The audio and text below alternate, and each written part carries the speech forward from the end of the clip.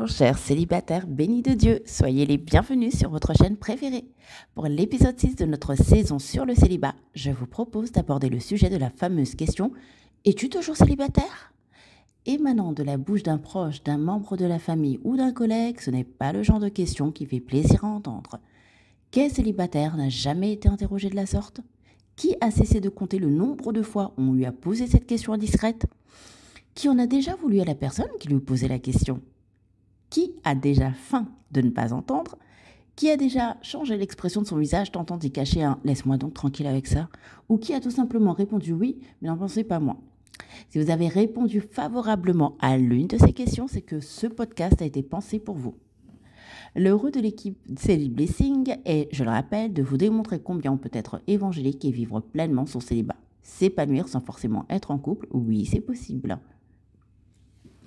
L'apôtre Paul dit dans la Bible, dans 1 Corinthiens 7 au verset 32, « Je voudrais que vous soyez sans inquiétude. Celui qui n'est pas marié se préoccupe des affaires du Seigneur, des moyens de plaire au Seigneur. » Verset 33, « Alors que celui qui est marié se préoccupe des affaires de ce monde, des moyens de plaire à sa femme. » Attardons-nous sur la partie de ce passage qui nous concerne, le verset 32. Je voudrais que vous soyez sans inquiétude. Celui qui n'est pas marié, donc celui qui est célibataire, se préoccupe des affaires du Seigneur. La vie d'un célibataire chrétien n'est pas vide de sens, ni dénuée d'activité, bien au contraire, elle est remplie. Dans cet agenda, nous devons y trouver les choses de Dieu car il est notre priorité. Ses affaires sont les nôtres et elles ne sont pas moindres, donc pas de place pour l'ennui. Excite les idées conçues selon lesquelles à deux c'est mieux. Donc bien aimé, n'aie point d'inquiétude. Il est édifiant et gratifiant de se concentrer sur les affaires de son Père. Notre disponibilité le permet, alors soumettons-nous à cette écriture qui assurément ne peut que nous faire du bien. Par ailleurs, à cause de notre nouvelle naissance, nous sommes censés avoir une réaction autre que celle des personnes qui ne sont pas nées de nouveau. Je m'explique. Donner sa vie à Jésus et le reconnaître comme Seigneur et Sauveur implique que nous croyons à la résurrection, à l'échange divin. Là où nous sommes censés être agacés, irrités par la question malaisante, toujours célibataire, ayons un comportement tout autre. Ne laissez pas le charnel prendre le dessus et vous faire ressentir les émotions que j'ai citées tout à l'heure.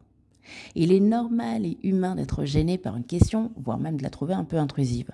Cependant, gardez en tête que nous sommes des témoins, des disciples de Jésus, et qu'en ce sens, il nous faut être exemplaires dans nos réactions face aux interrogations parfois embarrassantes. Il convient également de se poser la question « Pourquoi est-ce que cette question m'embête ? Est-ce la récurrence ? Ou le fait qu'elle soit posée par une personne qui connaît très bien la réponse ? Ou est-ce que cela réveille quelque chose en vous ? Question. Si la réponse « oui, je suis célibataire » vous renvoie à une réalité qui vous déplaît, combattez ce ressenti immédiatement. Comme indiqué tout à l'heure, trouver sans que cette question vous soit systématiquement posée est compréhensible. Ce qu'il est moins, c'est le fait de ne pas assumer cet état. Il n'y a pas de honte à être célibataire ou toujours célibataire. Notons que le « toujours » de votre interlocuteur sous-entend parfois « depuis la dernière fois que nous avions été en contact » et pas forcément « depuis si longtemps ». Voici quelques tips de réponse aux curieux qui se soucient de votre statut marital. Premièrement, balayez d'un revers de main le « toujours célibataire » par un « jusqu'à ce que le Père Céleste en décide autrement ». Deuxièmement, remplacez votre timide « oui » furtif par un « oui » clairement assumé, en mode « je le vis très bien ». Troisièmement, gommez la mine attendrie de votre interlocuteur par un sourire vrai et franc, pas juste poli, un sourire sincère qui inspire la confiance en soi. Quatrièmement, n'hésitez pas à surenchérir par un « Dieu est au contrôle » ou « bientôt Dieu voulant » ou « j'attends le go du Père » ou « je t'informerai du changement lorsqu'il aura lieu », etc. Ces expressions généralistes ne visent pas uniquement à couper court, proclamez-les de manière prophétique et par la même occasion, éloignez tout esprit d'inquiétude de la discussion. Et cinquièmement, en les prononçant, vous évitez que soit suscitée toute forme de pitié, vous respirez la foi et permettez à la personne en face soit de ne plus se soucier ou alors de ne plus se poser de questions à votre sujet. En conclusion, aucune question concernant le fait que vous ne soyez pas marié ne doit vous égratigner. Cela ferait la joie de l'ennemi, d'autant qu'en réagissant mal, vous risquez de lui donner accès en ouvrant la porte à l'aigreur, la frustration, l'envie, la jalousie, etc. Nourrissez-vous sans modération des Écritures saintes.